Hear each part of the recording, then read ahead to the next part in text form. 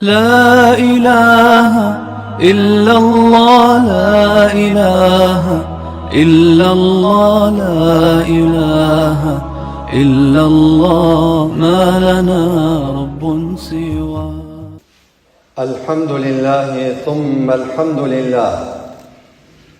الحمد لله الذي نحمده ونستعينه ونستغفره ونعوذ بالله من شرور أنفسنا وسيئات أعمالنا. إنه من يهد الله فلا مضل له ومن يضلل فلا هادي له. أشهد أن لا إله إلا الله وحده لا شريك له وأشهد أن محمدا عبده ورسوله صلى الله عليه وعلى آله وأصحابه ومن تبعهم بإحسان إلى يوم الدين. يا أيها الذين آمنوا اتقوا الله حق تقاته ولا تموتن إلا وأنتم مسلمون وبعد. Falenderojmë Allahun e madhruar, prej tij ndihmë dhe falje kërkojmë. Salavatet dhe selamet tona ja dërgojmë pejgamberit sallallahu alaihi wasallam, familjes së tij, shokëve të tij dhe gjithë atyre që ndjekin rrugën e tij deri në ditën e gjykimit. Të nderuar vëllezër besimtar, jemi në shpjegimin e 10 porosive të arta të Kur'anit që Allahu Gjelle Gjelaluhu i ka zbrit në pjesën e fundit të kaptinës Al-An'am. Jemi me porosinë e fundit, porosinë e 10 të këtyre porosive, e cila është përmbledhëse e gjithë atyre porosive që Allahu Gjelle Gjelaluhu i dha më herët të renditura njëra pas tjetrës në këtë kaptinë. Dhe ndoshta sekreti se pse kjo kaptinë ka madhështinë dhe ka vlerën kaq të madhe, është më për shkak të këtyre porosive të arta që gjenden në fund të kësaj kaptine. Saqë ata që kanë qenë prezent me pejgamberin sallallahu alaihi wasallam, në momentin kur i ka zbrit pejgamberit sallallahu alaihi wasallam kjo kaptinë, me këto 10 porosi që ne jemi në shpjegimin e tyre dhe në fund të shpjegimit të tyre,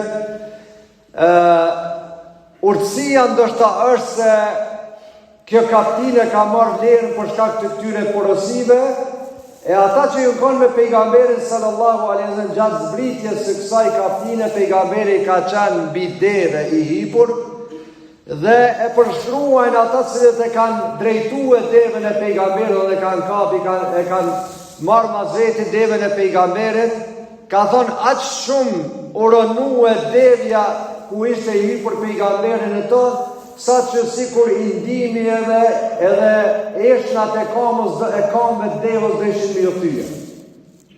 Për shkak të madhështisë në ato momente të kësaj sure.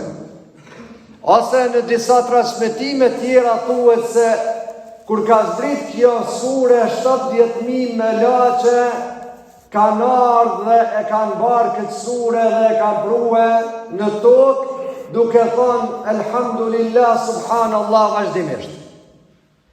Andaj të nderuar vëllezër, jemi me porosinë e 10 dhe të fundit të kësaj sure që Allahu Gjelle Gjelaluhu thotë: وَأَنَّ هَذَا صِرَاطِي مُسْتَقِيمًا فَاتَّبِعُوهُ وَلَا تَتَّبِعُوا السُّبُلَ فَتَفَرَّقَ بِكُمْ عَنْ سَبِيلِهِ ذَلِكُمْ وَصَّاكُمْ بِهِ لَعَلَّكُمْ تَتَّقُونَ.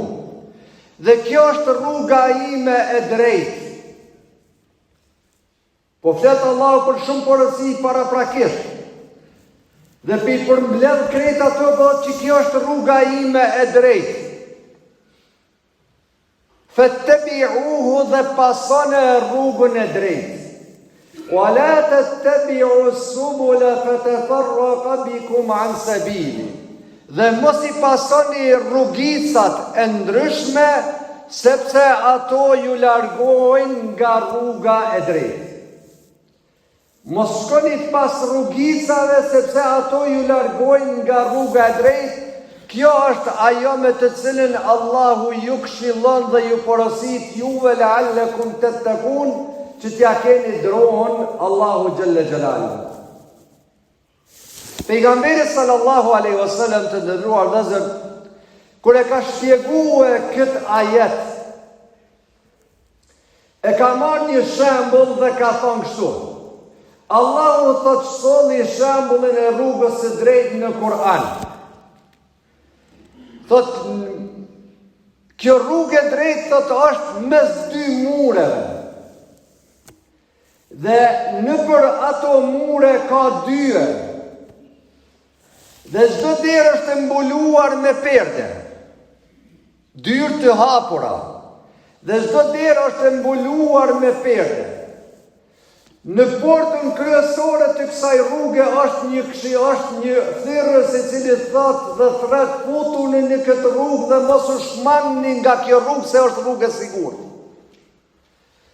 Ndërsa thot në krye të kësaj rruge apo mbi këtë rrugë qëndron një thyrrës i cili ju rrin gati njerëzve kur dojnë me i hap ato dyrt, ato perdet me i shplue, thot mjetë për ty mos i hap këto perde, sepse gëlltitesh në to, sepse humbesh dhe tretesh në to. Pastaj thot pejgamberi sallallahu alaihi wasallam, thot rruga e drejtë është Islami. Kjo rrugë që e përshkruan Allahu është Islami. Thot dy muret e kësaj rruge janë kufit, janë sinjalizimet e kësaj rruge. Dyrt që janë për këto mure të mbuluar të hapura, por të mbuluara me perde, janë dispozitat e Allahu xhelle xhelaluhu. Janë dispozitat e Allahu xhelle xhelaluhu. Në ato momente kur njeriu don me shkel dispozitën e Allahut, qëndron një shejtan tek ajo derë dhe ja josh dhe ja zbukuron dhe ja bon të mira ato shkeljen e dispozitave të Allahu xhelle xhelalu, apo mos veprimin e dispozitave të Allahut, që ta merr dhe ta fut njeriu në atë rrugicë, ta devijoj dhe ta shmang nga rruga e drejtë. Pra Allahu xhelle xhelalu të nderuar edhe ka përshkruar këtë rrugë, që është rruga e Islamit, e vetmja rrugë e cila çon në xhennet, e vetmja rrugë e cila është e sigurt, e vetmja rrugë e cila është e drejtë dhe nuk ka lakesa në to, nuk ka devijime në to. Pra cilësia e parë e kësaj rruge është se kjo është rrugë e drejtë. Nuk ka lakime në to, nuk ka devijime në to. Dhe rruga e drejtë e cila nuk ka devijime dhe ti nuk e devijon ecjen në për këtë rrugë, sigurisht se keme mrije ma shpejt tek caku dhe tek synimi. Cilësia tjetër e kësaj rruge qenë ka se kjo rrugë ka sinjalizimet e veta, ka kufit e vetë, ka vijat e veta që tregon ka me hesë. Bone vakije shkele vin, i shkele kufit, atër rrezikohesh. Pejgamberi sallallahu alaihi wasallam ka përshkruar në këtë formë. Një ditë prej ditëve, e merr pejgamberi sallallahu alaihi wasallam dhe në tokë mesin e shokëve të tij e vizaton një vit drejt. Dhe thotë kjo është rruga e Zotit e drejtë. Pastaj në të majt dhe në të djathtë vizaton disa vija. Thotë këto janë rrugica. Në krye të çdo rrugice është nga një djallë, nga një shejtan i cili i thot hajde knena njeriu. Mos shko rrugës drejt, po hajde se kjo të qëtë ma ngat, qëtë ma shpejt do shta. Nëse nuk mundot në rrugicën e parë me të marë, përpiqe që kur ta kalojsh ti atë parën, me të marë në dytën, e pasaj do të me të marë në tretën, E ti nëse qëndron në këtë rrugë dhe ecë drejt dhe nuk devijon destinacionin tënë, ke mrije tek Allahu dhe tek rruga e drejtë dhe tek rruga e Islamit. Por nëse futesh në këto rrugica, atëherë është rrezik do thot me humb imanin tënë, e me humb Islamin tënë, e me humb devotshmërinë tënde, e me humb fenë tënde. Dhe shejtani prej gjitha formave mundohet ta devijojë njeriu nga kjo rrugë e drejtë. Fabima aghwaytani la aq'udanna lahum siratakal mustaqim. Për shkak që ti në flaka o Zot më largove nga rahmeti jot, unë kam unale dhe mi deviju njerëz mi largu nga rruga jote e drejtë. Thumma la atiyannahum min bayni aydihim. Do t'ju vi nga para, wa min khalfihim, nga mbrapa, wa an aymanihim, nga ana e djathtë, nga ana e majtë. Wa la tajidu aktharahum shakirin. E shumicën prej njerëzve nuk do t'i gjesh falëndërues. Do të rrugicat që në krye të çdo rrugice, që ndron nga një djallë mundohet ty e të largoj nga rruga e drejtë, të largoj nga ajo për të cilën ka krijuar Allahu xhalla xhelalu. Pastaj të ndëruar vëllezër, edhe ai i cili ecë në rrugën e drejtë të Zotit, mos mendoj se nuk ka mu ekspozue para provave të ndryshme, para fitneve të ndryshme, para intrigave dhe mashtrimeve të shejtanit për ta devijuar ty rrugën e drejtë. Dhe ai mundohet në çdo moment, në çdo situatë. Thuhet se i ka thënë shejtani Allahu xhalla xhelalu, përderisa ti u largove nga rruga e jote, u largove nga rahmeti yt o Zot, unë sa ta ken shpirtin njerin trupin e vetë, unë kam mundu me largu nga rruga e drejtë. Allahu xhalla xhelalu ja kthen thot pasha madhnin teme. Thot ka me vazhdua mi ja falë robëve të mi gjënohet, por derisa ata kërkojnë falje prej meje. Në ti ndonjëherë të mashtron diçka, ndonjëherë do mund të futesh në çorr sokak. Mi po do të më kon vigjilent, do të më tron mend më njerë, ku kush ka bona. Edhe më kthye prapë në rrugën e drejtë, edhe më vazhdue rrugën drejt Allahu xhalla xhelalu. Sa herë që hindi nga për rrugica, vanohesh ma shumë për me mritë të cako. Sa herë që i përqëndruhesh të mbajsh rrugën e drejtë, aq ma shpejt ki me mri atje ku e kërkan Allahu xhalla xhelalu. Andaj Allahu xhalla xhelalu me këtë porositë në rrallëzën e përmbyll të këto porosi duke na udhëzuar dhe duke na porosit wa anna hadha sirati mustaqiman fattabi'uhu, dhe kjo është rruga ime e drejtë, pasone atë dhe esni në këtë rrugë, wa la tattabi'u subula fatafarraqa bikum an sabili, dhe mos shkoni pas rrugicave, e rrugicat janë shumëta tani, e rrugicat qorsokaqet janë shumëta, ka qorsokaq që përmes imoralitetit, përmes alkoholit, përmes rënës, përmes talltive, përmes gjanave tjera të negative. Allah po mos i ndiqni këto rrugë se ja u prishin juve synimin edhe qëllimin për çka jeni ardhur dhe jeni krijuar e Allahu xhalla xhelalu. Këtë rrugë që na ka porositur ta ndjekim, na ka ndihmuar me mekanizma të fuqishëm. E njëri prej mekanizmave është Kur'ani. Nëse je i kapur për Kur'anin, për librin e Allah dhe porositë e tij, s'ke me devijuar këtë rrugë asnjëherë.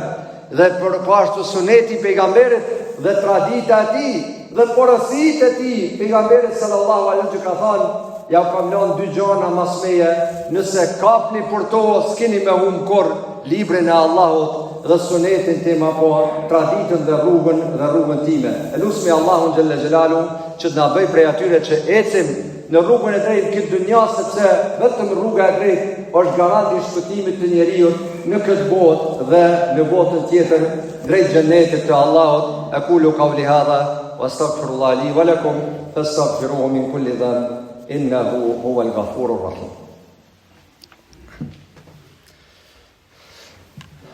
Alhamdulillah, wassalatu wassalamu ala rasulillah wa ala alihi wa sahbihi wa sallama tasliman kathira. إن الله وملائكته يصلون على النبي يا أيها الذين آمنوا صلوا عليه وسلموا تسليما اللهم صل وسلم وبارك على محمد وعلى آل محمد كما صليت وباركت على إبراهيم وعلى آل إبراهيم إنك حميد مجيد. إن الله يأمر بالعدل والإحسان وإيتاء ذي القربى وينهى عن الفحشاء والمنكر والبغي يعظكم لعلكم تذكرون وقوموا إلى صلاتكم يرحمكم الله. لا إله إلا الله لا إله إلا الله لا إله إلا الله ما لنا رب سواه.